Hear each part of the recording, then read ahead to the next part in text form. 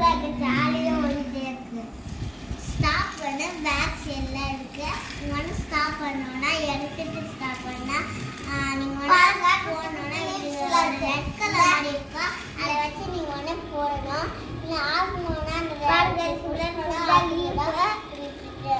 Team பண்ணி சொன்னால் இப்படி வந்து இப்படி வச்சோம் அதை ஏதாச்சும் எடுத்துட்டு வச்சோடனே அது வந்து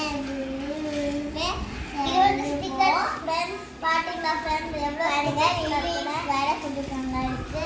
உடனே சூப்பராக மூவ் பண்ணிக்கிட்டோம்.